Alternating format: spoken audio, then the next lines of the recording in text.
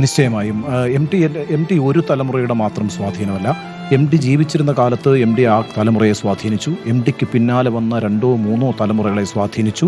ഇനിയും വരുന്ന തലമുറകളെയും സ്വാധീനിക്കാൻ പോകുന്ന ശക്തിയുള്ള പ്രതിഭാധനനായ എഴുത്തുകാരനാണ് എം ടി വാസുദേവൻ നായർ എന്ന കാര്യത്തിലൊരു സംശയമില്ല. സുജയ നമ്മളോടൊപ്പം ഇപ്പോൾ രാജ്യസഭാംഗം കൂടിയായ ശ്രീ എ റഹീം ജോയിൻ ചെയ്യുന്നുണ്ട്. പ്രിയപ്പെട്ട റഹീം, നോക്കൂ, നമ്മളെയൊക്കെ എത്രയോളം സ്വാധീനിച്ചിട്ടുള്ള ഒരു എഴുത്തുകാരനാണ് എം ടി വാസുദേവൻ നായർ. നിങ്ങളൊക്കെ ഈ പറയുന്ന പുതിയ തലമുറയിൽപ്പെട്ട വായനക്കാരാണ്. നിങ്ങൾ എങ്ങനെയാണ് എം ടിയെ വായിക്കുകയും മനസ്സിലാക്കുകയും ചെയ്തിട്ടുള്ളത്? ഞാൻ കുറ്റബോധത്തോടെ ഓർത്തിട്ടുള്ളൊരു കാര്യം, എൻ്റെ കുട്ടിക്കാലം കൗമാരത്തിലേക്ക് എത്തുന്നത് വരെ വായന എനിക്കൊരു വഴിയായിരുന്നില്ല.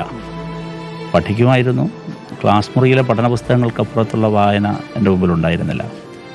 എൻ്റെ കോളേജ് കാലം, എൻ്റെ കൗമാരക്കാലത്താണ് യഥാർത്ഥത്തിൽ വായനയിലേക്ക് പതുക്കെ വന്നു തുടങ്ങുന്നത്. അപ്പോഴും വായന ഒരു ലഹരിയായിരുന്നില്ല.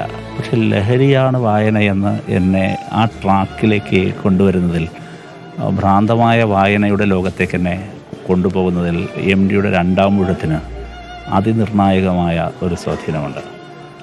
വായിക്കുകയും വീണ്ടും വായിക്കുകയും ശക്തിയുള്ള മുനയുള്ള വാക്കുകൾ പേന കൊണ്ട് ആ പുസ്തകത്തിൽ കോറിയിടാനും എന്നെ പ്രേരിപ്പിക്കുകയും വീണ്ടും വായിക്കാനും, പിന്നെ അതുപോലുള്ള വായനാ ലഹരി, പ്രണയം, കലഹം എന്നെല്ലാം പറയുന്നൊരു കോമ്പിനേഷനുണ്ടല്ലോ സാഹിത്യ ലോകത്തെ അതുല്യമായ എഴുത്തുകാർക്ക് മാത്രം സമ്മാനിക്കാൻ കഴിയുന്നൊരു കോമ്പിനേഷനുണ്ട്. ആ കോമ്പിനേഷൻ ജീവനുള്ള എഴുത്ത് എന്ന് പറയാം. ആ ജീവനുള്ള എഴുത്ത് നൽകി മലയാളിയെ, എൻ്റെ വ്യക്തിപരമായ അനുഭവത്തിൽ തീർച്ചയായും എൻ്റെ തലമുറയിൽപ്പെട്ട എത്രയോ ചെറുപ്പക്കാരികളെ ഇങ്ങനെ കൊണ്ടുവരുന്നതിൽ എം ടിയുടെ എഴുത്തുകൾക്ക് വലിയ സ്വാധീനം ഉണ്ടായിരുന്നു.